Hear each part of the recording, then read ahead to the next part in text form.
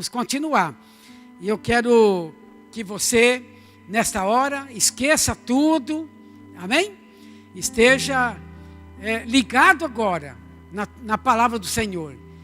Você não pode ficar saindo, indo ao banheiro, vendo uma coisa ou outra, se distraindo. Eu quero que você, em nome de Jesus, você já foi abençoado e vai ainda ser muito mais ouvindo essa palavra. Amém, querido? Então vamos orar nesta hora. Diga: Pai, nesta hora, eu abro o meu coração para receber a palavra de Deus, para ser instruído, para ser ensinado, para ser transformado, para receber fé. Eu rejeito toda resistência no meu corpo, na minha mente. Eu declaro que nesta hora eu vou receber revelação na palavra de Deus, em nome de Jesus. Amém? Glória a Deus. Ainda eu quero fazer uma introdução, irmãos, e dizer para você que a graça nos move quando estamos conscientes do amor do Senhor por nós. E por isso nós podemos esperá-lo. Podemos esperá-lo por isso.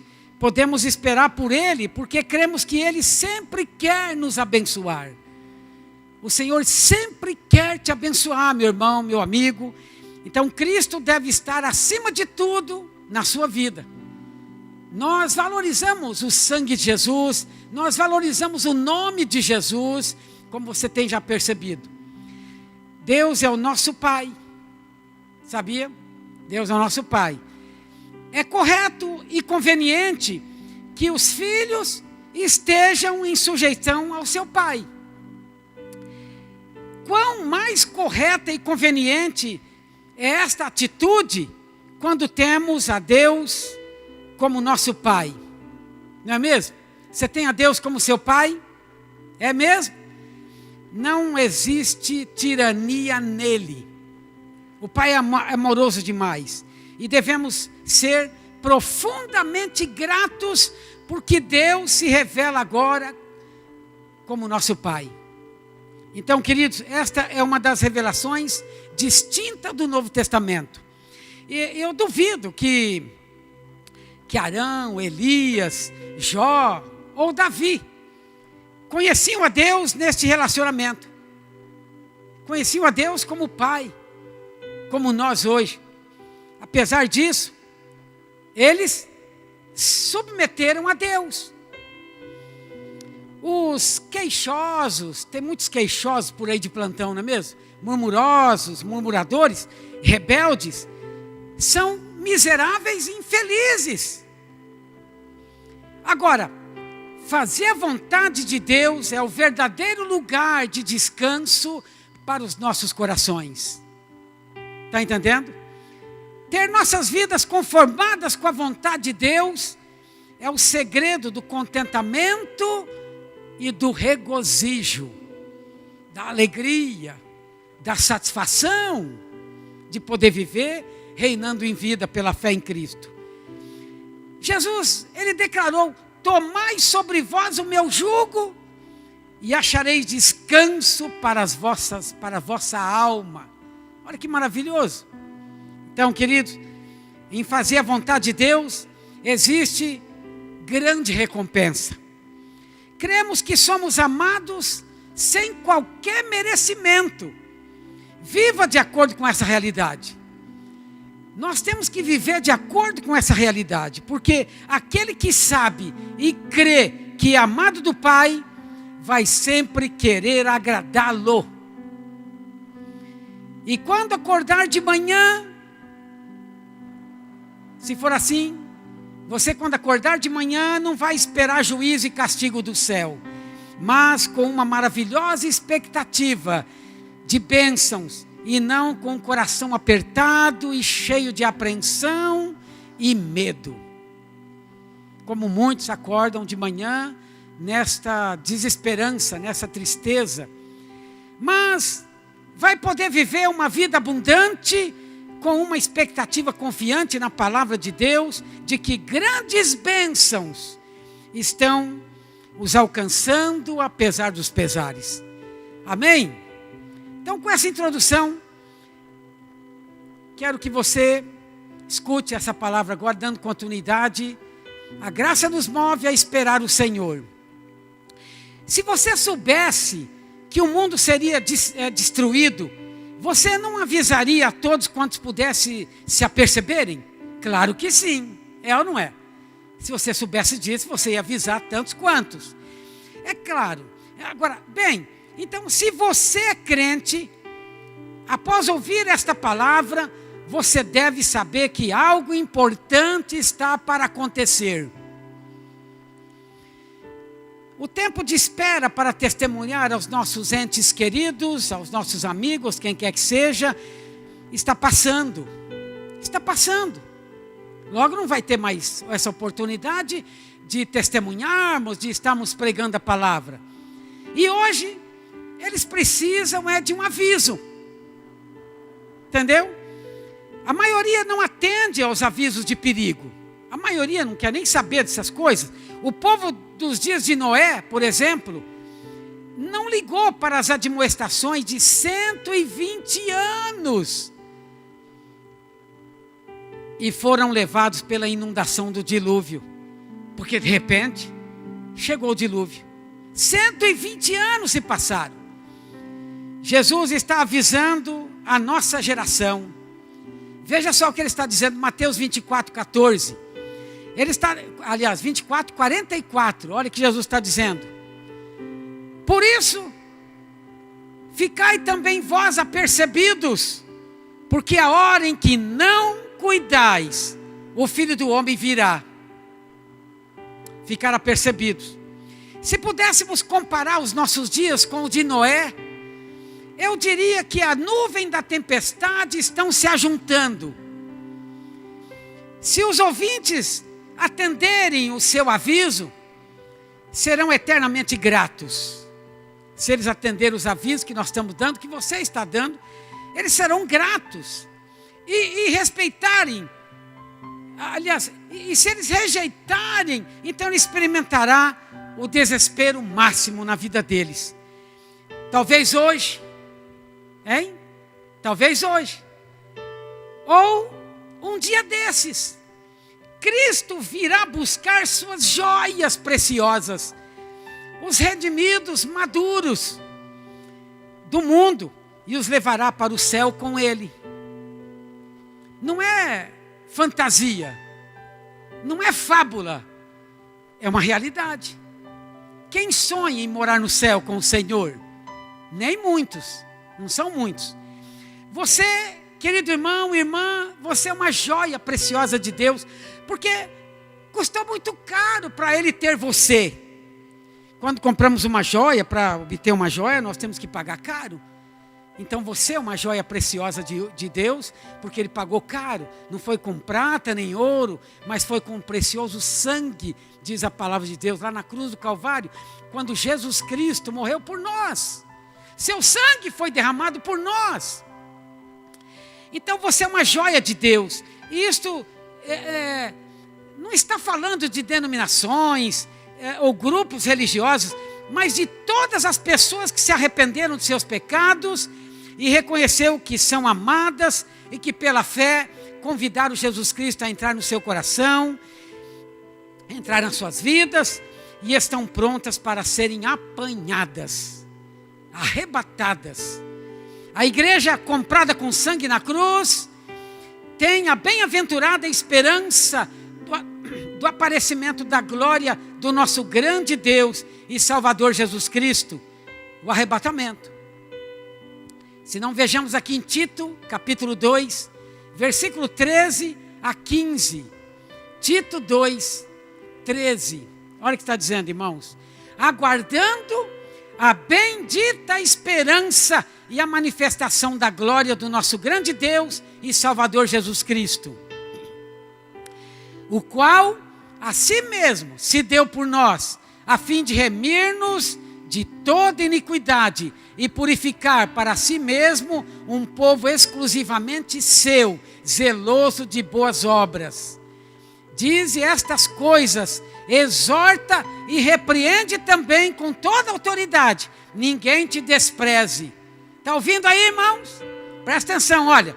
Dize estas coisas, exorta e repreende também com toda autoridade. Ninguém te despreze. E o verso 16. Até o 15, aliás, até o 15 só. Veja o verso 14. Como igreja, o qual a si mesmo se deu por nós, a fim de remir-nos de toda iniquidade e purificar para si mesmo um povo exclusivamente seu, zeloso de boas obras. Nós vimos aqui, irmãos, que o Senhor nos remiu de toda iniquidade e nos purificou para si um povo especial, zeloso de boas obras. Não é maravilhoso isso? Então, como igreja, nós somos um povo especial de Deus, zeloso de boas obras, que renuncia à impiedade e às paixões do desejo deste mundo, que nos leva a guardar a bem-aventurança, a bem-aventurada esperança do arrebatamento da igreja. Então, queridos, o nosso futuro não é apenas brilhante, mas é deslumbrante. Sabe o que significa isso? Mas, preste atenção na natureza seletiva do arrebatamento, ilustrada pelo Senhor Jesus, em Lucas 17, 34 a 36. Digo-vos que naquela noite, 2 estarão numa cama, um será tomado e deixado o outro. 2 mulheres estarão juntas moendo, quer dizer, trabalhando, uma será tomada e deixada a outra. 2 estarão no campo, um será tomado e o outro deixado. Então nós vimos aqui, queridos, que a questão do arrebatamento é colocada simples. Aqui em Mateus 24, 40, o Senhor Jesus chegou a dizer assim, olha, então 2 estarão no campo, um será tomado e deixado o outro. O fato de um dos crentes ser levado não significa que o outro foi deixado por não ser salvo. Ele apenas não estava maduro. Ele apenas não estava preparado para ser levado. Ele não fazia parte daquela colheita em condições de ser colhida. Eram iguais por fora, mas por dentro totalmente diferente um do outro. Então, tem aqueles que são apaixonados por Jesus, não é mesmo? E tem aqueles que são frios, nem está aí com Jesus. Você já pensou em Jesus hoje? Falou com Ele hoje? Já orou hoje? Já leu a sua palavra hoje? Você já andou com Jesus hoje? Você já falou de Jesus hoje? Você já testemunhou do Senhor Jesus hoje? Pois é! Então, você nem lembrou de Jesus. Muitos nem lembram dele. E são crentes. Se morrer vai para o céu. Está entendendo? Seu nome está escrito no livro da vida. Então tem essa diferença na igreja. De crentes com crentes. Em casa também é assim. Os filhos, uns são diferentes do outro. Um é mais obediente, um é mais aplicado, não é mesmo? Um é mais dedicado, enquanto o outro é mais relaxado. Então, na igreja é assim também. Por isso que Jesus fala que um foi levado e o outro deixado. Não que perdeu a salvação. Não significa que perdeu a salvação. Significa que ele não estava preparado, não estava maduro para ser levado. Então, os crentes vencedores são aqueles que estão maduros e prontos para serem colhidos. Não é que um era trigo, o outro era joio. Nada disso. Ambos são trigo. Mas um trigo já está maduro e por isso será colhido primeiro. Então, irmãos, é bom lembrar que existe apenas 2 espécies de pessoas na face da terra. Entendeu? O crente, o cristão e o incrédulo. E o arrebatamento afetará cada grupo de maneiras diferentes, em tempos diferentes. Na primeira fase, para os crentes, ele os levará ao lar celestial. nós seremos levados para o lar celestial. Por quê? Porque somos bonzinhos, trabalhador honesto, porque nós lemos a Bíblia, nada disso. Não merecemos nada, mas é mérito do Senhor Jesus na cruz por nós. Ele morreu na cruz por todos. Você que ainda não é crente, você também está incluído nesse plano. É que você ainda não se atentou para essa palavra. Mas quando você receber essa palavra no seu coração, você se atentar para essa palavra na sua vida, você vai poder receber Jesus gostoso em seu coração e viver com Ele, para sempre. Entendeu? Porque Ele disse, eu sou o caminho, a verdade e a vida. Ninguém vem ao Pai senão por mim. Não é porque temos religião, porque temos isso, aquilo. Nada. Não é mérito nosso, é mérito de Jesus. Aquele que crê, Jesus disse, será salvo. Aquele que invocar o nome do Senhor será salvo. Romanos 10, 13, o apóstolo Paulo está dizendo isto. E Jesus disse, eu vim para que tenham vida e tenham abundância. Aquele que crê tem a vida eterna e jamais perecerão e ninguém as arrebatará das minhas mãos. Então, seremos levados para o lar celestial. Quem? Os que creem, os que receberam a Jesus como Senhor e Salvador. Como no caso aqui, aqueles que foram arrebatados, vai estar com o Senhor lá já. E aqueles que não foram, vai ficar para uma segunda época. Eu vou falar daqui a pouco. Mas serão salvos também. Já estão salvos. Só vai ficar por uma disciplina, para amadurecer, porque não estavam preparados. Mas aqui em 1 Tessalonicenses, capítulo 4, 13 a 18, o apóstolo Paulo, ele está dizendo assim aos crentes lá de Tessalônica. Vamos acompanhar a leitura? Amém? Vamos lá, irmãos? Todos estão preparados? Não queremos, porém, irmãos, que sejais ignorantes com respeito aos que dormem.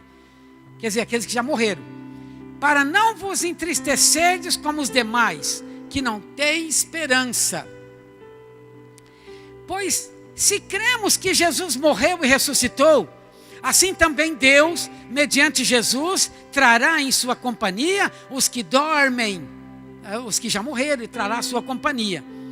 Ora, ainda vos declaramos, por palavra do Senhor, isto, nós os vivos, os que ficarmos até a vinda do Senhor, entendeu? Nós estamos vivos até agora, nós estamos aguardando a vinda do Senhor, aí é o arrebatamento. De modo algum precederemos os que dormem, aqueles que já foram. Porquanto o Senhor mesmo, dada a sua palavra de ordem, ouvida a voz do arcanjo e ressoada a trombeta de Deus, descerá dos céus e os mortos em Cristo ressuscitarão primeiro. Depois, nós, os vivos, os que ficarmos, seremos arrebatados juntamente com eles, entre nuvens, para o encontro do Senhor nos ares. E assim estaremos para sempre com o Senhor. Olha que maravilha, para sempre com o Senhor. E o verso 18, ele diz, consolai-vos, pois, uns aos outros com estas palavras. Que consolação, hein, irmãos? Para o crente, para aquele que crê, para aquele que ama Jesus, que é apaixonado por Jesus, é uma maravilhosa consolação. É a nossa esperança, é a nossa alegria, aquilo que nos dá força para vencer as dificuldades dessa vida. Entendeu? Consolai-vos uns aos outros com estas palavras. Então o irmão é consolado, entendeu? Você, minha irmã, é consolada com essa palavra. Mas veja aqui, a palavra arrebatado que Paulo usa aqui, quer dizer agarrado, arrancado, literalmente, como um ladrão rouba um prêmio. A palavra latina é rapto, que significa pegar a força. É isso mesmo que o Senhor Jesus vai fazer conosco. Ele vai nos pegar a força, porque não vai dar nem tempo. Se você estiver tomando banho, vai no banho mesmo. Vai esperar você acabar o banho para ser levado. Se você estiver no carro, vai levado. Mesmo que você esteja dirigindo, Jesus não vai esperar você estacionar para poder levar você. Não é isso. Se você estiver tomando banho, como eu disse há pouco, não vai esperar você terminar o seu banho, se enxugar, botar sua roupa para te levar. Nada disso. Onde você estiver, vai levar, vai ser levado embora. Isso é o rápido. Isso é apanhar com força. Aqui em 1 Coríntios capítulo 15, versículos 51 a 58, olha o que o apóstolo Paulo fala aqui. Eu poderia resumir aqui, mas vamos ler esse texto aqui, irmãos. Eis que vos digo um mistério: nem todos dormiremos, mas transformados seremos todos. No momento, num abrir e fechar de olhos, ao ressoar da última trombeta. A trombeta soará e os mortos ressuscitarão incorruptíveis e nós seremos transformados. Porque é necessário que este corpo corruptível se revista da incorruptibilidade e que o corpo mortal se revista da imortalidade. E quando este corpo corruptível se revestir de incorruptibilidade e o que é mortal se revestir de imortalidade, então se cumprirá a palavra que está escrita: tragada foi a morte pela vitória. Aleluia!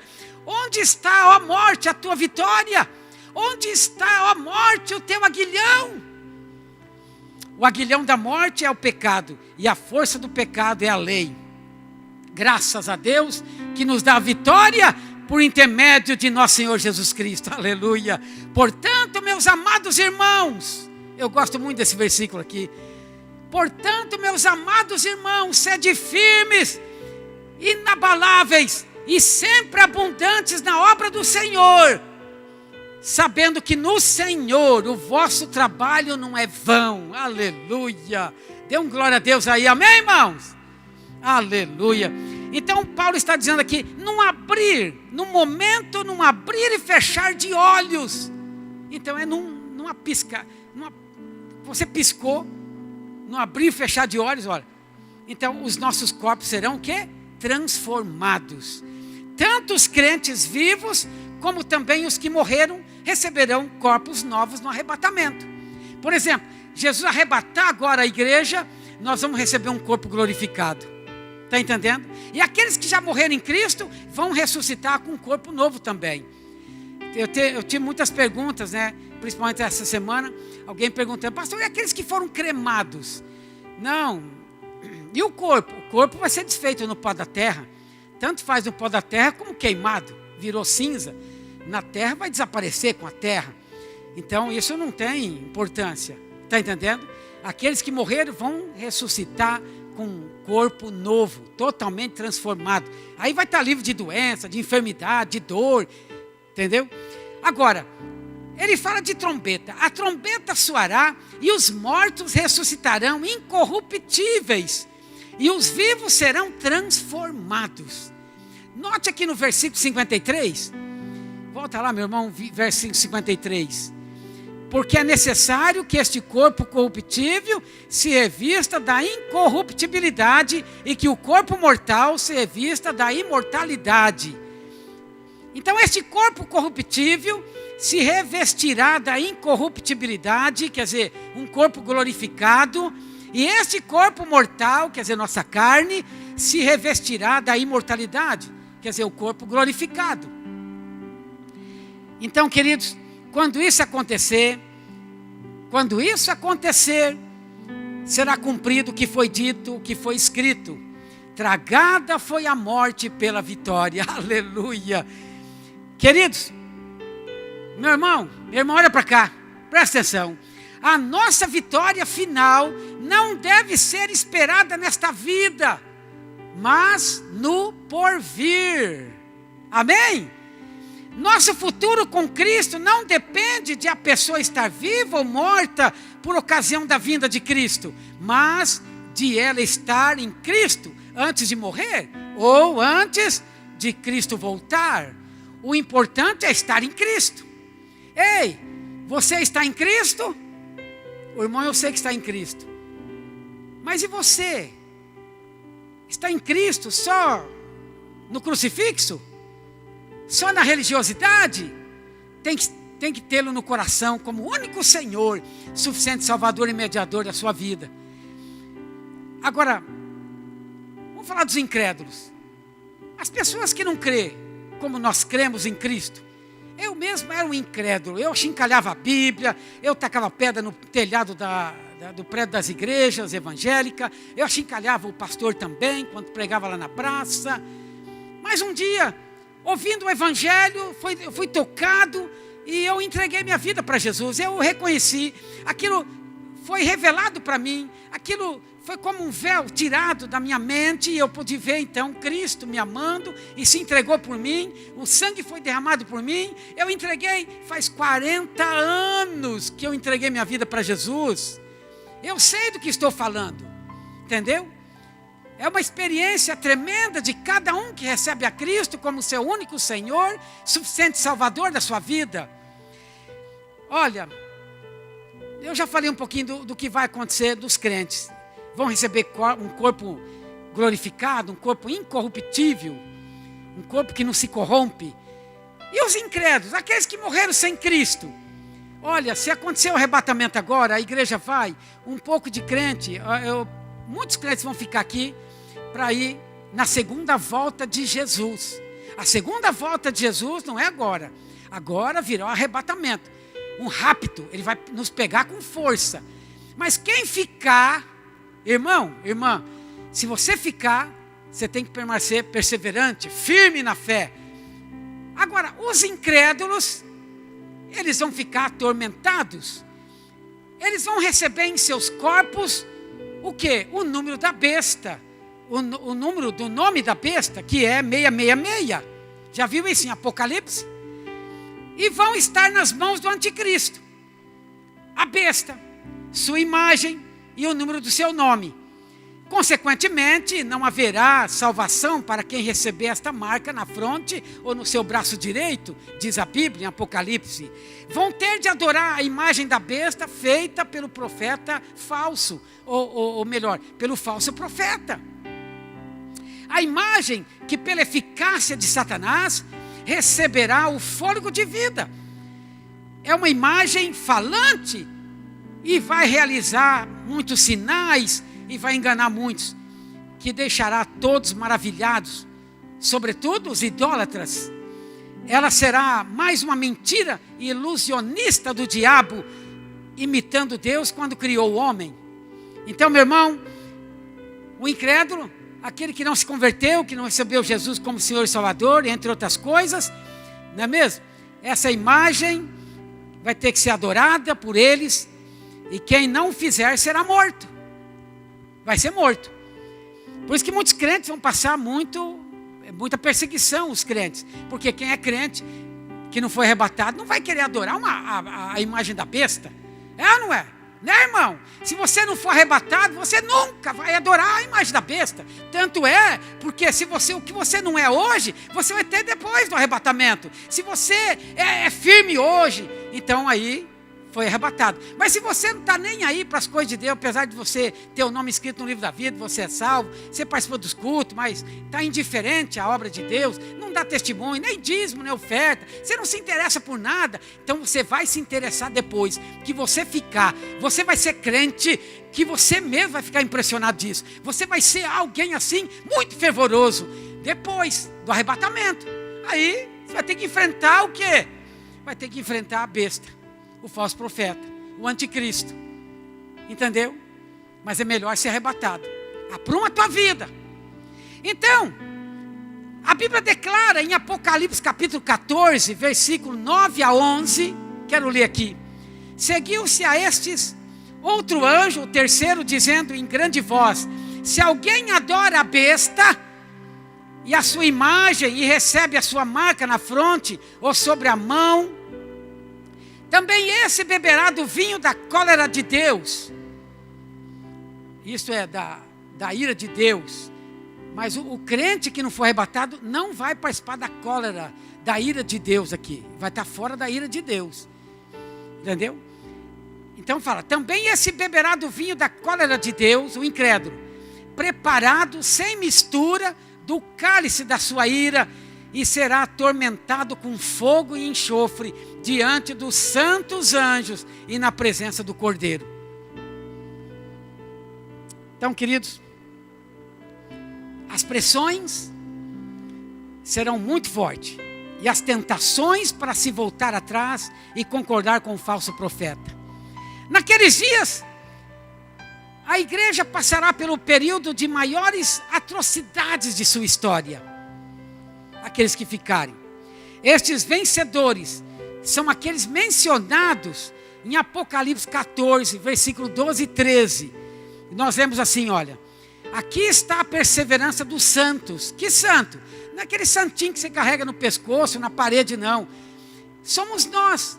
Deus nos trata de santos. Aquele que se converteu, que nasceu de novo, é santo. E a Bíblia diz em Apocalipse: aqui está a perseverança dos santos, os que guardam os mandamentos de Deus e a fé em Jesus. Então, ouvi uma voz do céu dizendo: escreve, bem-aventurados os mortos que desde agora morrem no Senhor. Então, se você morrer hoje, meu irmão, você morre no Senhor. Bem-aventurado será. Olha, feliz aqueles que morrem no Senhor. Se você morrer sem ter Jesus no seu coração, escute só o que eu estou te falando. Mas a palavra de Deus está dizendo aqui, ó: então ouvi uma voz do céu. Não é uma voz que vem do governo, não é uma voz que vem do homem, não é uma voz que vem da terra, mas uma voz que veio do céu. Por isso nós temos uma conexão com o céu e a terra e o céu. Há uma conexão. Por isso nós estamos aqui ministrando a palavra, as boas novas, no poder de Deus, do céu. Isso aqui não é palavra do homem, não é minha palavra, não é meu pensamento, mas é a palavra de Deus. Então ouvi uma voz do céu dizendo: escreve, porque foi escrito. E João então lá na ilha de Patmos escreveu: bem-aventurados os mortos que desde agora morrem no Senhor. Sim, diz o Espírito, para que descansem das suas fadigas, pois as suas obras os acompanham. Aleluia. Então, queridos, nesse tempo da grande tribulação, depois do arrebatamento, não haverá palavra escrita. Por isso requer-se perseverança dos santos. Perseverança dos santos que não foram arrebatados. Se o irmão não for arrebatado, se você não for arrebatado, tem que perseverar. A Bíblia fala que nós temos que perseverar. Aqui em 1 Tessalonicenses 4, 13 a 18, vamos ler aqui. Não queremos, porém, irmãos, que sejais ignorantes com respeito aos que dormem, para não vos entristecerdes como os demais que não têm esperança. Pois, se cremos que Jesus morreu e ressuscitou, assim também Deus, mediante Jesus, trará em sua companhia os que dormem. Ora, ainda vos declaramos por palavra do Senhor isto: nós, os vivos, os que ficarmos até a vinda do Senhor, de modo algum precederemos os que dormem. Porquanto o Senhor mesmo, dada a sua palavra de ordem, ouvida a voz do arcanjo e ressoada a trombeta de Deus, descerá dos céus, e os mortos em Cristo ressuscitarão primeiro. Depois, nós, os vivos, os que ficarmos, seremos arrebatados juntamente com eles, entre nuvens, para o encontro do Senhor nos ares, e assim estaremos para sempre com o Senhor. E aí vem aquela palavra que nós já lemos, né? Consolai-vos, pois, uns aos outros com essas palavras. Paulo explicou ao povo de Tessalônica, que estavam assim preocupados com seus entes queridos, que haviam falecido, que tinham depositado a sua fé em Cristo, receando que talvez esses perdessem o arrebatamento. Mandou dizer a Paulo de sua preocupação, e na resposta dirigida pelo Espírito, o apóstolo também vem nos ensinar. Então veja, querido, o trecho foi escrito, diz Paulo aqui, porque não quero que sejais ignorantes, para não vos entristecerdes como os demais que não têm esperança. Nós temos esperança, mas não podemos. Paulo fala aqui, o Espírito Santo não está dizendo que os crentes não podem se entristecer, não é isso, mas que nós não devemos nos entristecer como aqueles que não têm esperança. Tem gente que não tem esperança nenhuma, tem gente que não crê nessas coisas de Deus, então acha que morreu, acabou, mas não é assim, entendeu? Graças a Deus, embora soframos com a perda de nossos entes queridos, como por exemplo perdi minha família inteira num acidente, minha esposa e 3 filhos. Você também perdeu parentes, amigos, todos os dias nós estamos perdendo. sabemos que é uma separação temporária. É temporário. Até que nos encontremos novamente, quando? No arrebatamento da igreja. No dia do arrebatamento da igreja, vamos encontrar aqueles que morreram em Cristo. Aqueles que partiram para a eternidade em Cristo. Quantos irmãozinhos, quantas irmãs, jovens, homens, mulheres, irmãos que partiram. No dia do arrebatamento, nós vamos encontrar com eles, com um corpo diferente, glorificado. Não é maravilhoso isso? Então aqui no versículo 14, refere-se àqueles que dormem em Cristo. Olha o que diz, verso 14. Pois se cremos que Jesus morreu e ressuscitou, eu creio. Quem crê? Você crê? Eu creio que Jesus morreu e ressuscitou. Ele está vivo e voltará, aleluia. Olha lá, assim também Deus, mediante Jesus, trará em sua companhia os que dormem. Aleluia. Entendeu? Aleluia. Então esta é uma referência óbvia, né, a todos os santos que morreram desde o Pentecoste até o arrebatamento da igreja. Veja o verso 5 agora. Aliás, o versículo 15. Olha o que Paulo fala. Ora, ainda vos declaramos por palavra do Senhor isto: nós, os vivos, os que ficarmos até a vinda do Senhor, de modo algum precederemos os que dormem. Olha lá. Aqui ressalta claramente que Paulo não está dizendo coisas como mera opinião pessoal, mas vos declaramos por palavra do Senhor. Não é a palavra do homem, mas é a palavra do Senhor, diz Paulo. Então, queridos, o arrebatamento da igreja será um evento de proporções tão alarmantes que o mundo todo estará ciente da nossa partida. Entendeu?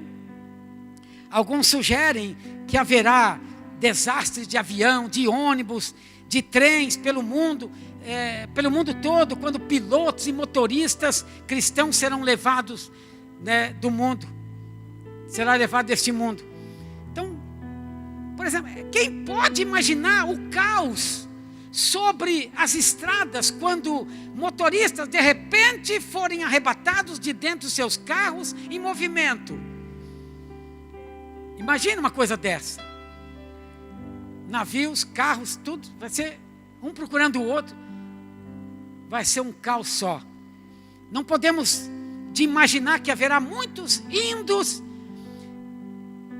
aos prédios das igrejas no primeiro domingo após o arrebatamento. Muitos. Provavelmente, queridos, terá alguns membros e não salvos reunindo-se ansiosamente e temendo junto pelo seu destino. Muitos que não estavam ligando para isso e nunca se preocuparam com a necessidade do novo nascimento, então se encherão e lotearão os prédios das igrejas.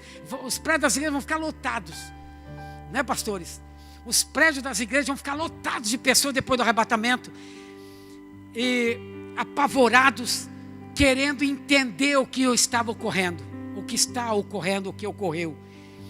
1 Tessalonicenses 4,17, Paulo diz assim: e assim estaremos para sempre com o Senhor. Olha lá, no final. Assim estaremos para sempre com o Senhor. Então, que palavras empolgantes são estas, prometendo que após o arrebatamento da igreja estaremos gozando para sempre a presença do nosso Senhor, que tanto falamos, tanto pregamos, tanto testemunhamos, tanto cantamos, tanto exaltamos. Nós vamos estar com Ele. Aleluia. Certa feita, um zombador, tem muitos desses por aí de plantão, perguntou a uma menina: como você vai gostar de estar no céu se Cristo vai descer aqui na terra? Aí a menina, após um instante de reflexão, replicou: realmente não tem importância, porque onde Ele estiver, eu estarei também. Aleluia. Foi a resposta da garota. Não é maravilhoso isso? Por isso que Paulo encerra ali, falando para os irmãos de Tessalônica, 1 Tessalonicenses 4:18, diz: consolai-vos, pois, uns aos outros com estas palavras. É um consolo. da igreja, para a igreja. Então existe conforto para ser encontrado e compartilhado entre os cristãos com esta esperança. Então, irmão, não existem sinais do tempo do arrebatamento. Entendeu? Então veja, talvez hoje, ou um dia desses, com certeza é que o arrebatamento acontecerá antes da grande tribulação. Agora, a promessa de Lucas 21:36, vigiai, pois, a todo tempo, orando, para que possais escapar de todas estas coisas que têm de suceder, e estar em pé na presença do Filho do Homem. É que aqueles que vigiarem e orarem, escaparão da grande tribulação, estarão de que jeito? De pé, diante do Filho do Homem, ou seja, diante do trono. Apocalipse capítulo 7, 13-17. Presta atenção aqui, irmãos, vamos ler. Um dos anciãos tomou a palavra, dizendo: estes que se vestem de vestiduras brancas, quem são e de onde vieram? Olha, escute só. Respondi-lhe: meu Senhor, tu sabes. Ele então me disse: são estes os que vêm da grande tribulação. Lavaram suas vestiduras e as alvejaram no sangue do Cordeiro. Razão porque se acham diante do trono de Deus e o servem de dia e de noite no seu santuário. E aquele que se assenta no trono estenderá sobre eles o seu tabernáculo. Jamais terão fome, nunca mais terão sede, não cairá sobre eles o sol, nem ardor algum. São aqueles que vieram da grande tribulação, os irmãos que não foram arrebatados, mas que serão levados agora na segunda volta de Jesus. Se bastasse ser salvo, não precisaria vigiar e nem orar, não é mesmo? Mas aqui estão claro que só vão escapar da grande tribulação os que estiverem vigiando e orando. Refiro-me a uma vida de oração, irmãos. Não é simplesmente orar durante um culto, mas viver uma vida de prática de oração. Você tem orado? É orar enquanto estuda, é orar enquanto trabalha, é orar enquanto você estiver viajando. A sua vida é uma vida contínua de oração, é isso. Não podemos orar apropriadamente se não compreendermos que fomos justificados pela obra do Senhor Jesus na cruz. Se você compreender a nova aliança, o favor, a graça de Deus, então você vai entender que você foi justificado, não há mais pecado. Cristo pagou todos os seus pecados lá na cruz. Entendeu? Se você compreender isso, você vai poder orar confiantemente, não intimidado pelo diabo, para chegar para você e falar: quem é você? Olha o que você faz. Entendeu? O diabo, com suas mentiras, não podem convencer que você não é suficientemente bom para receber uma resposta da parte de Deus. É a sua oração. Está entendendo? Ou que você não merece uma resposta. Então ele já te derrotou, se foi isso. Se você chegar diante de Deus com sentimento de condenação, sentimento de inferioridade, de acusação, nunca conseguirá ter fé para se achegar diante de Deus. Está entendendo? Então, meu irmão, Paulo diz que fomos justificados gratuitamente por sua graça, mediante a redenção que há em Cristo Jesus. Romanos 3:24. Então agora podemos o quê? Depois de tudo isso, esta obra salvífica do Senhor Jesus, a nossa fé em Cristo, podemos vigiar e estar acordado no meio das trevas. Vigiar para não cair em tentação, né? Para não cair no erro. Nós podemos vigiar para não ter o tipo de conduta do mundo, o que o mundo faz. Porque tem muito crente que fala: o que tem? Todo mundo faz. Podemos vigiar para não ter esse tipo de conduta na nossa vida cristã. Manter-se atento, precaver-se. E assim, com certeza, vai estar percebido das coisas de Deus. Então, irmãos, não deixar nenhuma questão não resolvida. Nem deixar nada inconcluso. Acerte a vida com todos. Perdoe, peça perdão. Entendeu? Admita seu erro. Caia em si. Reconheça que você é errado. Reconheça o seu pecado. O Senhor está dizendo que devemos estar prontos. É estar com a vida arrumada e correta, sem iniquidade. Se há mágoas, resolva cada uma delas. Se há demandas, que sejam resolvidas. Se há pecados não confessados, que sejam confessados, reconhecidos e abandonados. Procure estar pronto para se encontrar com Deus. Viva o dia de hoje arrumado para ser arrebatado, irmão. Não estou dizendo que você precisa estar vestindo de terno, de gravata, esperando o Senhor. Tem crente até que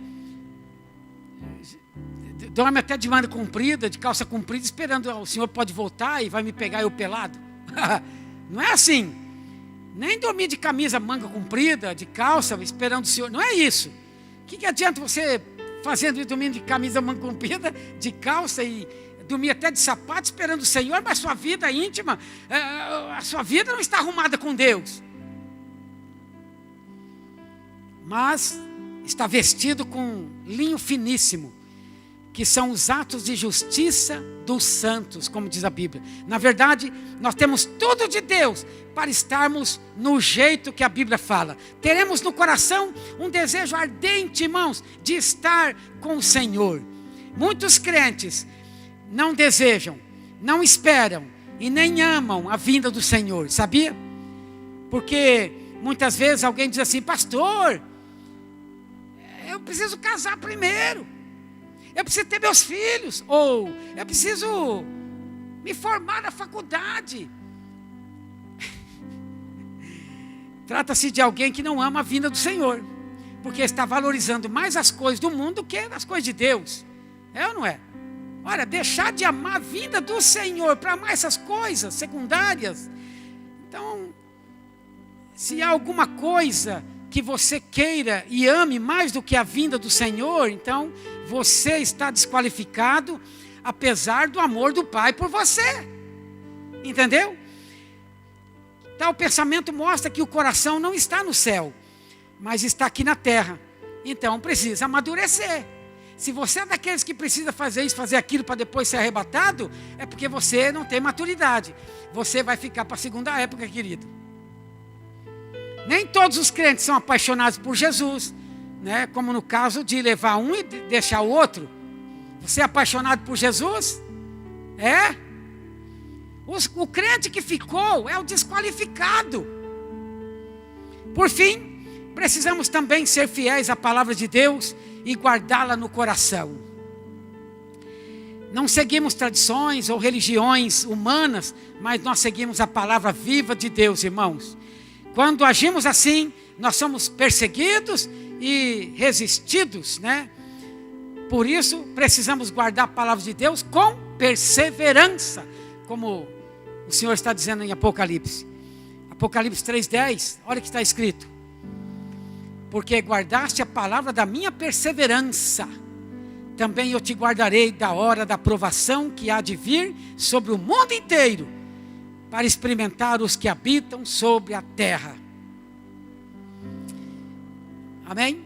Vimos no início aqui que há duas espécies de pessoas na face da terra: o crente, o cristão, e o incrédulo. Em Apocalipse 14, há dois grupos de crentes. Presta atenção aqui, ó. Não vou demorar muito. Presta atenção aqui, irmãos. Olha aqui. No primeiro grupo é chamado de primícias. Veja o verso 4. Apocalipse 14, verso 4. Olha só. São estes os que não se macularam com mulheres, porque são castos. São eles os seguidores do Cordeiro, por onde quer que vá. São os que foram redimidos dentre os homens. Primícias para Deus e para o Cordeiro. Amém? E está diante do trono. Versículo 3. Entoava um novo cântico diante do trono, diante dos 4 seres viventes e dos anciãos. E ninguém pôde aprender o cântico, serão os 144 mil que foram comprados da terra. Não vou entrar aqui em detalhes nesse verso, mas veja, o primeiro grupo dos crentes é chamado de primícias. Aqueles que estão diante do trono. E o segundo grupo é descrito como sendo a ceifa. Fale comigo, a ceifa. Esse mesmo capítulo 14 de Apocalipse 14, 15 e 16. Olha só. Outro anjo saiu do santuário, gritando em grande voz para aquele que se achava sentado sobre a nuvem: toma a tua foice e ceifa. Você sabe o que é foice? E ceifar. Toma a tua foice e ceifa, pois chegou a hora de ceifar, visto que a seara da terra já amadureceu. E aquele que estava sentado sobre a nuvem passou a sua foice sobre a terra, e a terra foi ceifada. Então, irmãos, esse é o segundo grupo descrito como sendo a ceifa. Ora, se temos as primícias e depois a ceifa, é porque existem dois tipos de trigo. As primícias são o trigo que amadureceu primeiro, e a ceifa é a colheita final. Entendeu? Então, queridos, nos mostra claramente que o tempo do arrebatamento da maioria dos santos será na consumação dos séculos. Esta consumação dos séculos é chamada de ceifa. Mateus 13:39, olha o que Jesus diz aqui. O inimigo que o semeou é o diabo. A ceifa é a consumação do século. E os ceifeiros são os anjos. Então, irmãos, depois de tudo isso, podemos dizer que a época do arrebatamento da maioria dos santos é bem conhecida, pois nos é dito que será na 7ª trombeta, próximo ao fim da grande tribulação. Quer ver isso aqui? Apocalipse 14, 15 a 17. Mais um tempo, veja só. Outro anjo saiu do santuário, gritando em grande voz para aquele que se achava sentado sobre a nuvem: toma a tua foice e ceifa, pois chegou a hora de ceifar, visto que a seara da terra já amadureceu. E aquele que estava sentado sobre a nuvem passou a sua foice sobre a terra, e a terra foi ceifada. Então saiu do santuário que se encontra no céu outro anjo, tendo ele mesmo também uma foice afiada. Amém? Estou lendo de novo aqui, até o 17. Então, irmãos, você já se perguntou, por que o texto fala aqui, os que ficarmos? Porque alguns já partiram. Alguns já partiram. Eles morreram, já foram para a glória, alguns. Muitos irmãos, aliás. Se ainda não tivesse partido ninguém, ele não falaria os que ficarmos. Então ele falou isso porque há um grupo que já partiu. Minha família, minha mãe, meus pais, seu pai, muitos já partiram. Estes são os que foram arrebatados, né, antes da grande tribulação que Paulo explica aqui para nós. Então os vencedores serão arrebatados para o trono. Depois, a maioria dos santos será arrebatada no fim da grande tribulação para o encontro do Senhor nos ares. Depois, no final. Então, irmãos, isso ocorrerá após a vinda do anticristo, após a perseguição e tudo que está profetizado para a grande tribulação. Nesse tempo, o restante da igreja será arrebatado e se encontrará com o Senhor nos ares, como já expliquei aqui. Então, há duas formas de sermos crentes. Os crentes que vigiam e oram e guardam a palavra da perseverança. E por isso serão guardados da grande tribulação. E aqueles que não foram encontrados prontos. E por isso vão passar pela grande tribulação. Será um tempo em que serão perseguidos. Podemos dizer disciplinados e preparados para serem arrebatados a encontrar-se com o Senhor nos ares, no final da grande tribulação. Depois disso, eles estarão maduros e farão parte da ceifa, que eu disse agora há pouco. Então a condição para o arrebatamento da maioria dos crentes é que a seara esteja madura. Para você para nós sermos arrebatados agora, hoje, nós temos que estar maduro. Apocalipse 14:15, olha o que diz aqui. Outro anjo saiu do santuário, gritando em grande voz, aquele que se achava sentado sobre a nuvem: toma a tua foice e ceifa, pois já chegou a hora de ceifar, visto que a seara da terra já amadureceu. Amém? Queridos, quero concluir minha palavra com 2 exemplos aqui, um para um não crente e outro para crente. Para você que ainda não se converteu, para você ainda que não acertou a tua vida com Deus, para você que não foi batizado ainda, em nome do Pai, do Filho e do Espírito Santo, pela fé em Cristo, numa fábrica, um enorme guindastre eletromagnético passava por um vagão de trem cheio do que parecia ser ferro velho. Então passava lá um imã muito grande em cima daquele vagão e apanhava todas aquelas ferramentas, aquelas coisas eram puxadas através daquele grande imã. Entendeu? Mas algumas coisas não iam. E ao observar o que não ficava grudado no imã, era cabo de vassoura, era aquele que não era aço, não era aquele ferro, era um sapatão, cabo de vassoura, algumas coisas assim, madeira, não era grudado no eletromagnético lá daquele guindastre. Assim também é você, querido. Jesus arrebatar a igreja, você vai ficar para grande tribulação e vai ter que se submeter ao anticristo, à besta. Vai sofrer demais. Não haverá salvação para você se deixar marcar pelo número da besta. Então, eu quero convidar você para orar comigo. Se você crer, se você quer acertar a tua vida com Deus agora.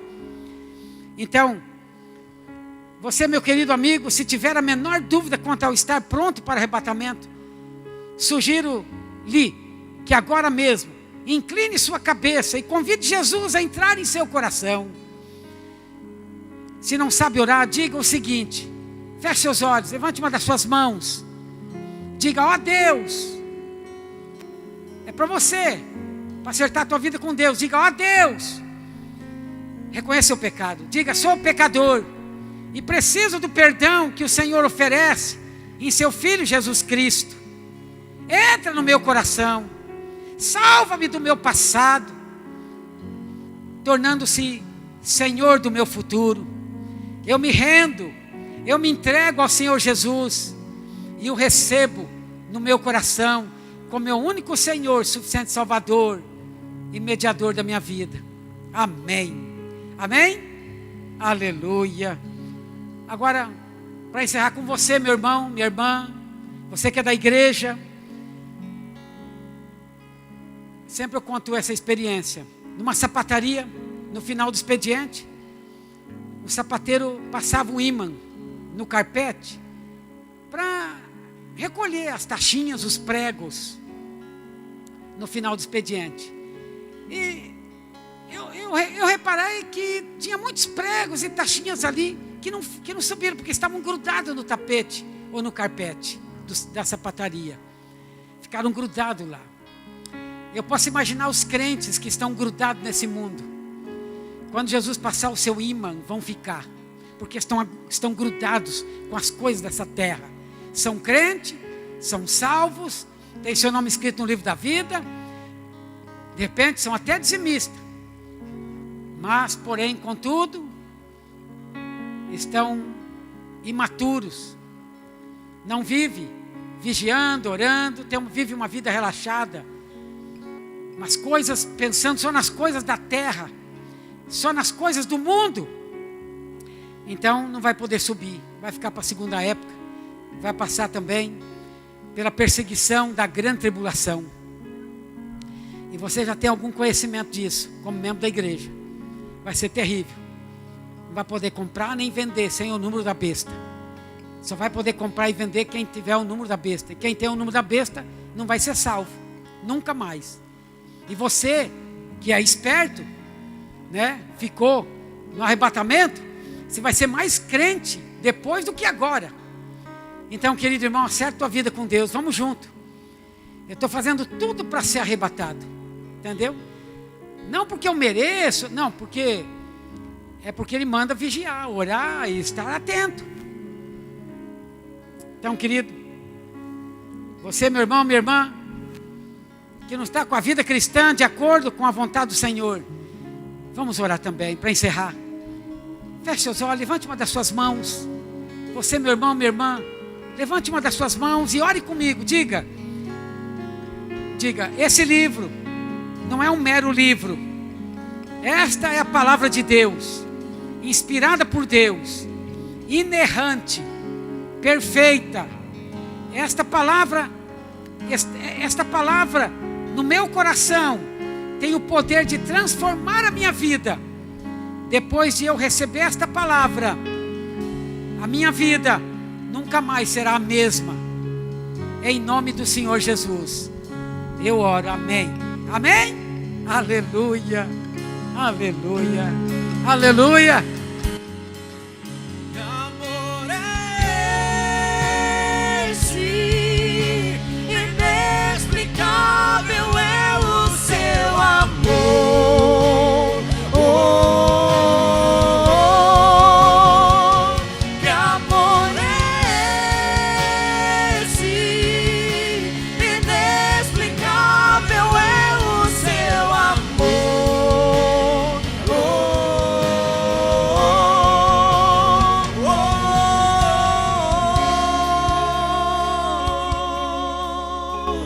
Amém? Que Deus te abençoe, querido irmão, você meu amigo, a sua casa, a sua família, seu trabalho, a sua vida seja ricamente abençoado. Amém? Que Deus te abençoe.